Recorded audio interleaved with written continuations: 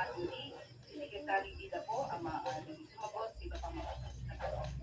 Pinitiyak naman daw ng gobyerno ang kaligtasan nito. Oras na makabalik ito ng bansa. The government will only ensure safety and the protection of Ivan Medina nakatulong 24 oras. Ang nanabaw ang ilang Sparkle Boys na nag-share ng kanilang plano ngayong tag-init. Nag-flex pa naman ng face red sauce. Makikikakilan ng gala. At sundin Interfit Pod ang Sparkle Boys na sina Anthony Constantino, Vince Maristela, Ajay Anton at Matthew Uy sa kanilang ID photo. Sakto and summer league is on. Si Anthony, pa Los Angeles, California school for some fun. Summer for the super hot, guys. I'm gonna be going to the beach, of course, getting more dark.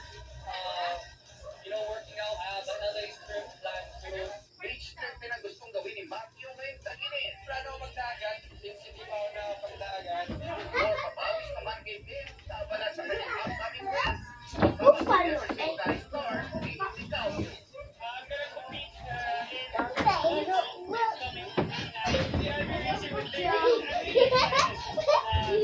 coming new record. Ay niya nga raw si David na nababalansi ang first at fitness life.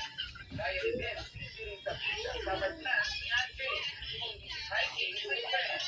Nagpa-plan kami ng mga friends ko na mag-hike. Mag-hike kami sa bulag.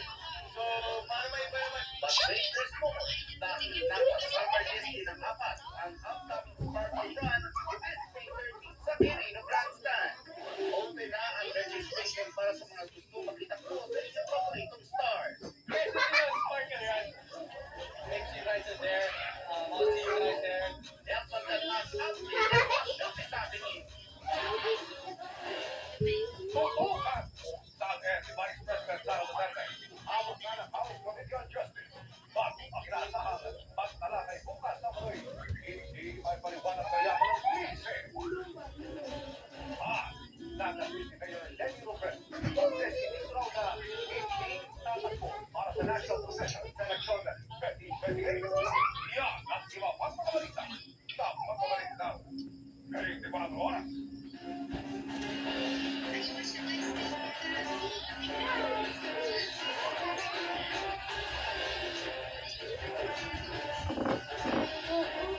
Kinain ng pan.